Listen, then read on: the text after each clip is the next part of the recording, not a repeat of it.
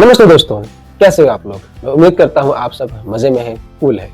तो अभी हम सीख रहे हैं टेंसेस इंग्लिश ग्रामर में, और पिछले वीडियो में हमने देखा प्रेजेंट टेंस के बारे में, और इस वीडियो में हम सीखेंगे पास्ट टेंस के बारे में। तो जैसे कि हमने पिछले वीडियो में सीखा कि टेंस 3 टाइप के होते हैं, और टेंस हमें बताता है टाइम, जैसे कि पास्ट, प्रेजेंट और फ्यूचर। ये 3 जो टेंस है ये हमें टाइम बताता है कि जो एक्शन हुआ, जो काम हुआ, वो पास्ट में हुआ, प्रेजेंट में हो रहा है या फ्यूचर में होगा। और जो 3 टेंस है ये हमें टाइम बताते हैं, और साथ में इन तीनों टेंस के अंदर 4 स्टेट होता है, किसी भी एक्शन का एक स्टेट। एग्जाम्पल के लिए हमने देखा प्रेजेंट में सिंपल प्रेजेंट, कंटिन्यूअस, उसके बाद परफेक्ट और फिर परफेक्ट कंटिन्यूअस। स्टेट मतलब क्या वो काम हो गया है, वो काम हो रहा है, या वो काम आधा हो गया है और आधा होने वाला है, तो वो होता है स्टेट।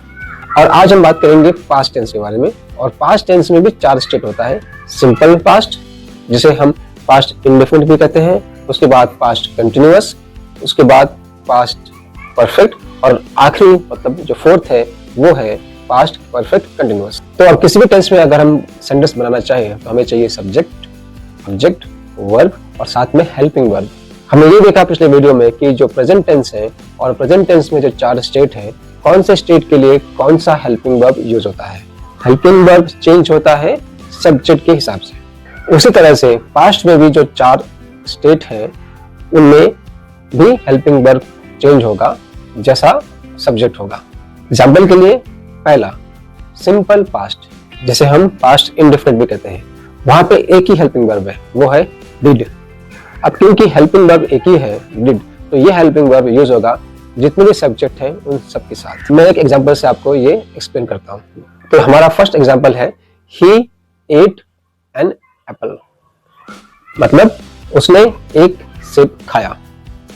अब ये सेंटेंस है ही एट एन एप्पल, इसमें ही सब्जेक्ट है, एप्पल वो ऑब्जेक्ट है। एट जो है वो ईट, ये जो वर्ब है उसका सेकंड फॉर्म है एट। अब यहाँ पे हेल्पिंग वर्ब कहाँ पर है, तो एक्चुअली हेल्पिंग वर्ब यहाँ पे छुपा हुआ है। हेल्पिंग वर्ब है डिड। क्योंकि हमने सेकंड फॉर्म लिखा है इसलिए हमें हेल्पिंग वर्ब लिखने की जरूरत नहीं है।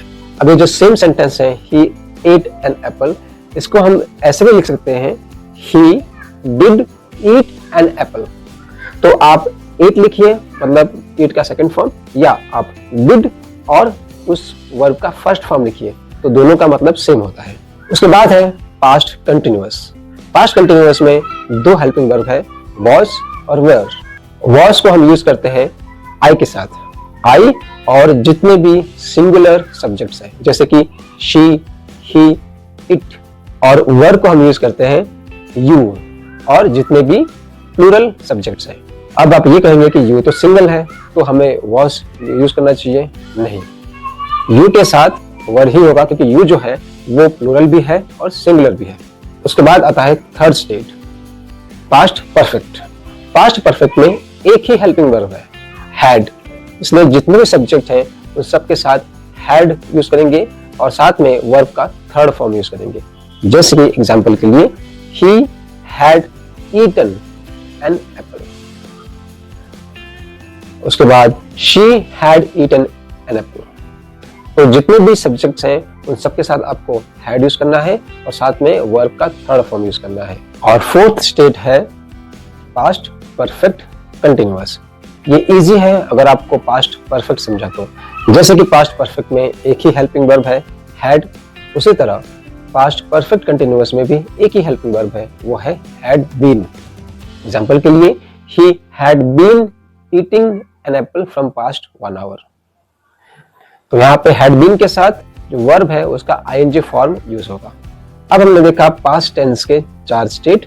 पास्ट टेंस के इन चारों स्टेट को हम अलग अलग से भी पढ़ेंगे बहुत ही डिटेल में। तो तब तक के लिए आप इस वीडियो को लाइक कीजिए, शेयर कीजिए, और अगर आप इस चैनल में नए हैं तो इस चैनल को सब्सक्राइब कीजिए। Thank you.